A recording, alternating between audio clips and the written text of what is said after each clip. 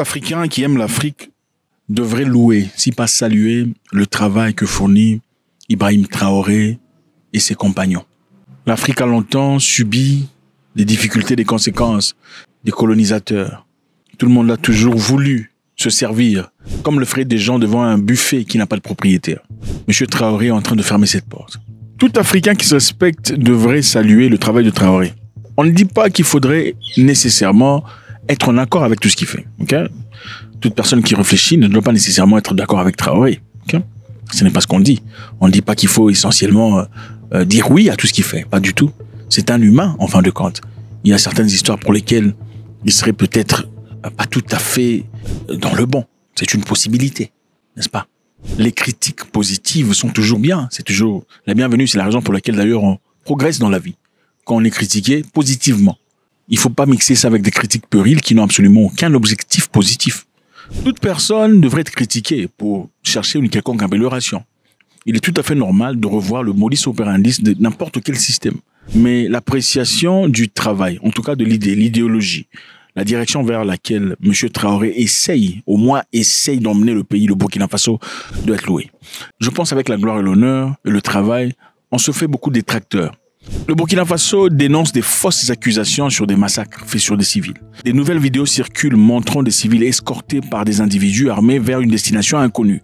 Des personnes âgées, des enfants incapables de suivre sont menacés avec des couteaux. D'autres images montrent des corps sans vie des civils, victimes présumées d'un massacre à Gaïri, une ville à l'est du Burkina Faso.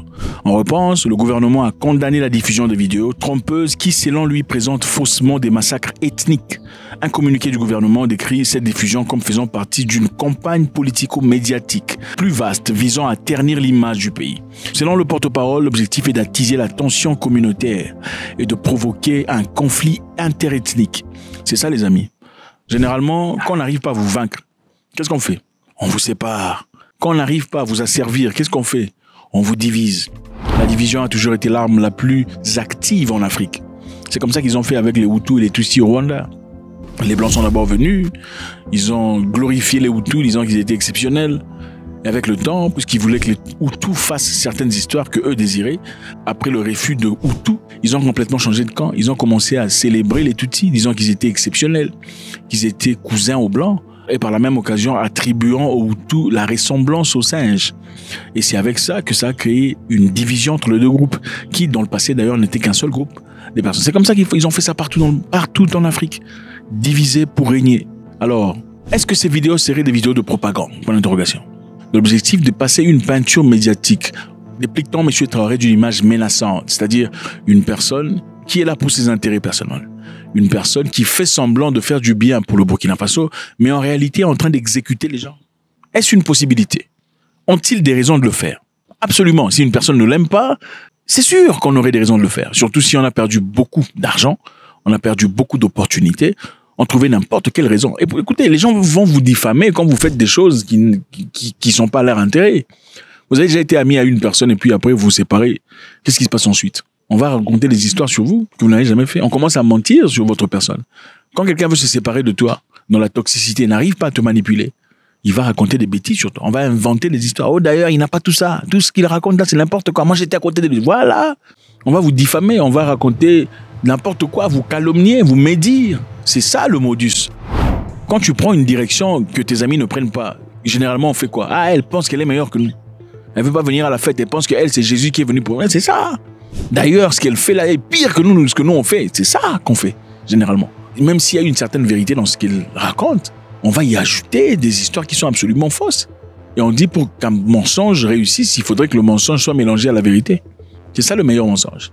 Ont-ils des raisons de diffamer le gouvernement du Burkina Faso, d'Ibrahim Traoré, qui bosse très dur, en ouvrant des usines de transformation de tomates, en ouvrant des usines de création de ciment, en construisant des hôpitaux, des routes, en achetant des instruments et des équipements nécessaires pour l'armée, en faisant les champs, en encourageant la population vers l'entrepreneuriat.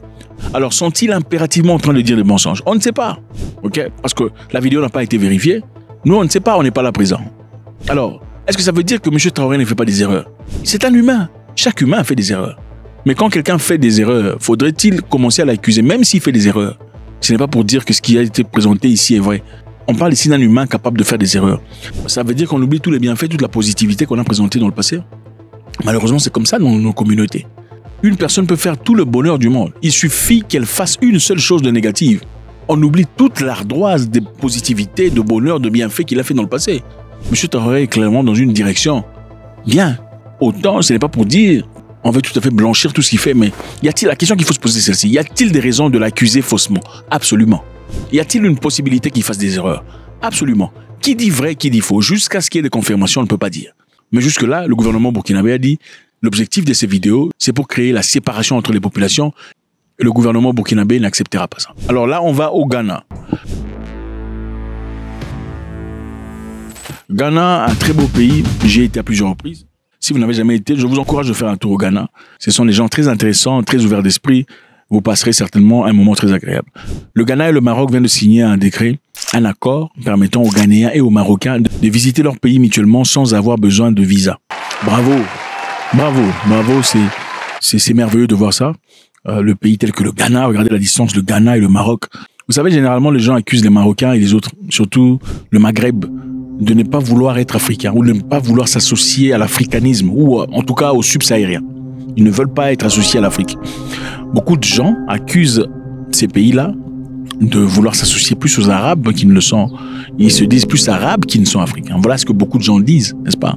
Mais c'est intéressant de voir que le Maroc ait choisi le Ghana pour un changement comme ça.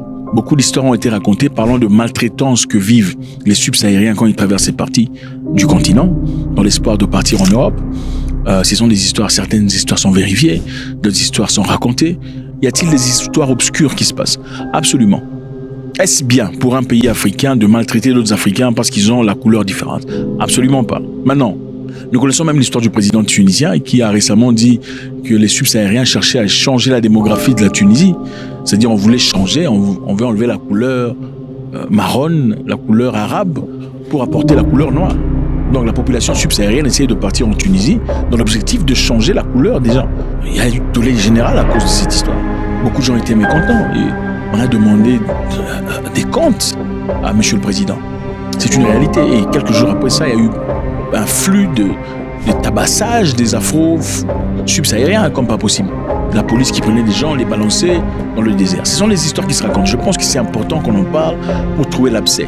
Alors, les personnes qui traversent là-bas pour partir en Europe, vont-ils légalement? Absolument pas. Ils n'y vont pas légalement. Okay? Et quand on ne va pas légalement en Europe, généralement, à l'égard d'une personne qui essaie de se faire une vie, autant il faut savoir qu'une personne qui part illégalement aura peut-être du mal à aller demander les toilettes. Je voudrais accéder aux toilettes parce que je traverse illégalement. Vous ne me connaissez pas, vous me laisserez entrer pourquoi?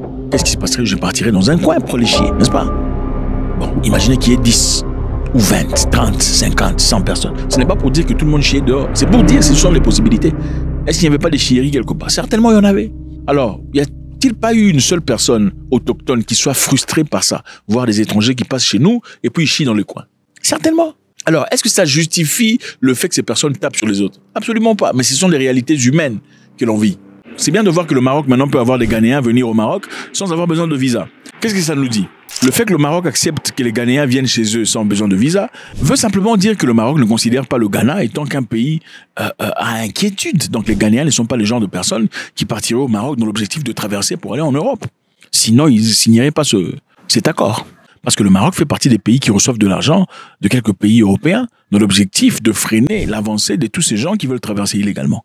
Félicitations, on doit le dire, c'est une très bonne chose dans la positivité. Faites-moi savoir ce que vous en pensez.